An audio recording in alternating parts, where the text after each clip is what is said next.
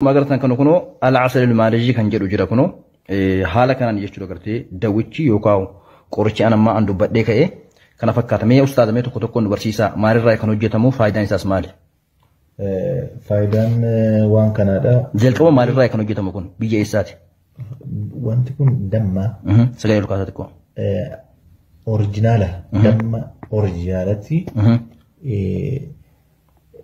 biqiloota adda addaatti dabalame.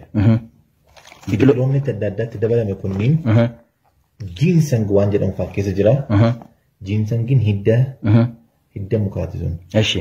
Hiddi sun ofuma isaatiidha. Hormoonii qaama namaa kana eda'a. Hormoonii qaama namaa eda'a. Dabala jechuudha. Damma biyya Maaleeshiyaatti oomishametu muka dawaa garaagaraa walitti makamee. Parsantii muraasa parsantiin 90 ol damma. 90 ol damma. Parsantii heerbaal adda addaa biqiltoota adda addaatti dabalaniitu damma kan haala kanaan qopheessan. Galee paawudarii adda addaatti dabalanii wanti kun free from any chemical. Keemikaala kamirraa'u bilisa wanti kun. Keemikaala takka hin qabu, side effect takka hin qabu. Waan oriijinaala hunda walitti qabanii qabi'ii waan ta'e irratti waan uumaa irratti walitti qabaniitu bifa kanaan qopheessan jechuudha. Ayiwaa. Dhiiraafis shamaraafis barbaachisaadha jechuudha. Dhiiraafis shamaraafis haddiin isaadha waluma qixxe jechuudha.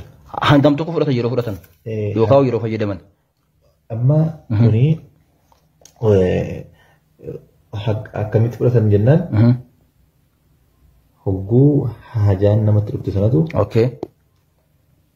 sa'aat akka dura buusanii sa'a tokko dura waan kana habbaa kana takka fudhatu jechuudha. Kana tokko guutuu isa nyaatanii?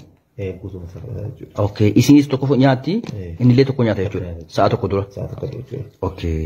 Booda fedhii haadha manaa fi abbaa manaa gidduu jirullee hin dabala jechuudha. Ayiwaa. Rakkina ammallee rakkina qaama laafiinsa dhiirarra jiru kanallee akka inni jabaatu taasisa jechuudha. Hayyee. Ayiwaa.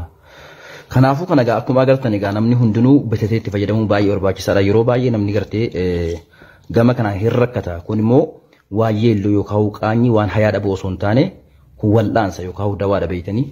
Kanaaf inshallah hundi keessan viidiyoo kana share waliif gootanii itti fayyadamtaniif inshallah tabaaraka wa ta'ala biyya alaatti illee erguu hin dandeenya.